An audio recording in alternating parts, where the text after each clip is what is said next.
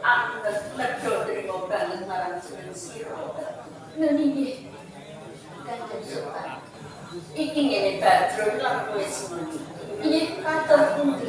Pisuwanan ora kaya dadi pisuwanan.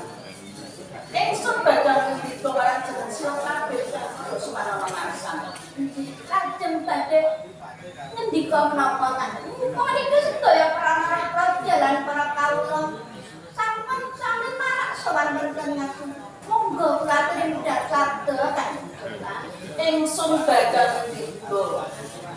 Anggur puji menengo ning Kraton Palembang. Tumrap ingsun durung bisa sempurna. Ingsun durung bisa mudheng jejering wanita kang ndak jajar marang ingsun dadi garwa Prameswari. Oh dipun lajeng wanita pundi Kanjeng Sultan ingkang badhe dipun undur gambar.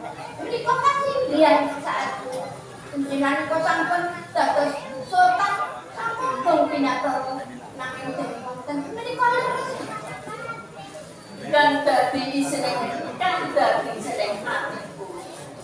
Wanita saka ing kraton Banten kang aran Rangkusan.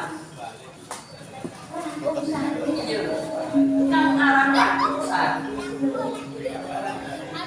Malah ingsun wis nate saged jatuh nerang. Dia jeneng Rangkusan. Pancen sumestina enten warna bisa ngutun ati musuh Badrun. Sampun sadhakon. Nggih. Menika Nanging mung sajroning ya menika mung setunggaling mimpi to Kanjeng Sultan. nanging piyambake wis kadung tresno marang ingsun. Nyuwun sewu Kanjeng Sultan. Kula badhe nyuwun priyambak. Panjenenganipun anggen menika jam pinten awet panimpen menika wonten bani tiga. Titiyani Gandayani Puspakanjeng. Menawi titiyani menika namung nembe mikiraken menapa wonten ing sakjroning wonten ing siang menapa pundi. Wonten Gandayani menika wonten ing sak tengah panjenengan menika anggenipun sare yen titiyani Puspakanjeng menika kirang langkung jati.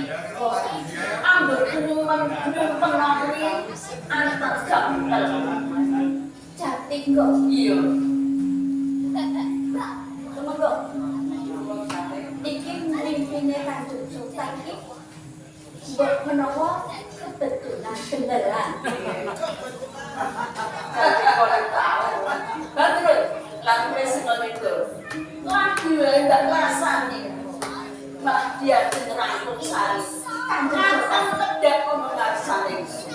Menika rangkong sari menika mboten wontenipun namung sedaya para narapraja lan para prajurit Kanjeng Sultan. Kan ndika sapa? Ya jeneng Mas katon tedak ono rasane ingsun. Kene-kene kok dia jeneng. Maka gitu. Sliramu rada semikir.